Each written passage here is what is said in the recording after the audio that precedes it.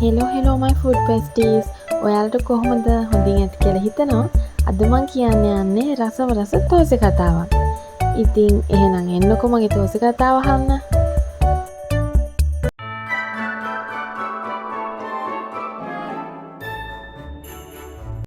අද මම ඇවිල්ලා ඉන්නේ fully vegetarian සයිවර් කඩේකට. ඒකේ නම තමයි වෛෂ්ණවී විහාර.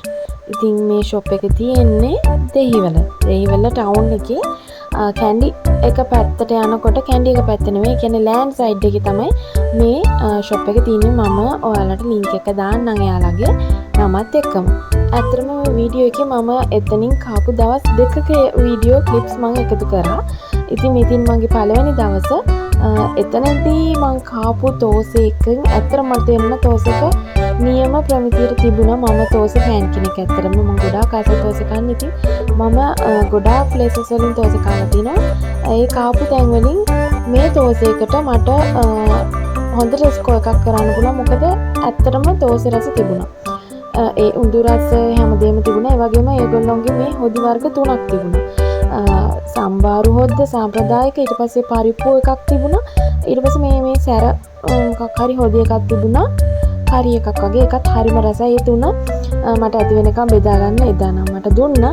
ඉතින් මං ඇති වෙනකම් හොදි බෙදාගෙන කෑවා. හරිම රසයි ඇත්තටම. හොඳ ක්වොලිටි එකකට තිබුණා. ඊට පස්සේ මම මේකේ පෙන්නනවා දෙවෙනි දවසේ එදා මං අපේ ෆැමිලි එකේ හැමෝම එක්කම ගියේ. මොකද අපේ ෆැමිලි එක මුළු ෆැමිලි එකම තෝසෙ ෆෑන්ස්ලා. ඉතින් අපි කට්ටිය දෙවෙනි දවසේ ඇවිල්ලා තෝසෙ රස බලුවා. මෙයාලගේ ෆුඩ්ස් වල ප්‍රයිසස් ඇත්තම රීසනබල්. ඒ වගේම ක්වොලිටි එක, පිරිසිදුකම, ෂොප් එකේ පිරිසිදුකම, ඒ හැමදේම හොඳයි. කස්ටමර් සර්විස් එකත් හොඳයි. ඇත්තම කියනවා මෙතන පිරිසිදුකම අතින් මාර්ම තැනක් තියෙනවා. සීටින් ඒරියා එක හැමතැනම. ඒ වගේම මම දැක්ක දෙයක් තමයි මේ කෑම හැම එකක්ම හරි පිරිසිදුවට ඒගොල්ලෝ සර්ව් කරනවා. වගේම කෑමත් පිරිසිදුයි. ඒ වගේම තමයි රසත්.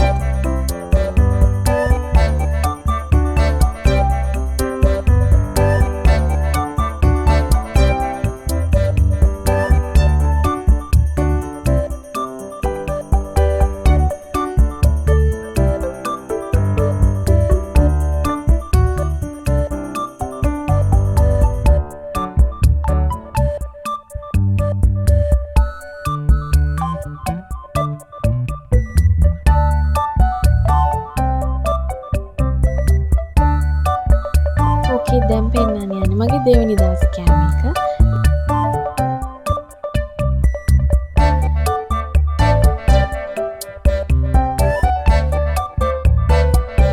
මේ තියෙන්නේ යාලගේ වඩේ වර්ග, කියන්නේ ස්නැක් වර්ග 4ක්. පරිප්පු වඩේ, උළුඳු වඩේ, සමෝසා, ඒ වගේම අලබොන්න.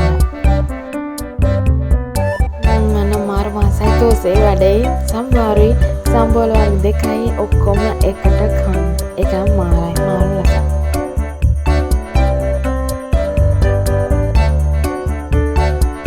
ෆස්ට් ටයිම් තව එක ඩ්‍රින්ක් එකක් try කරා. ඒ තමයි බාදම් මිල්ක්. මම මේක බොන්න ගොඩාක් ආසාවෙන් හිටපු ඩ්‍රින්ක් එකක්.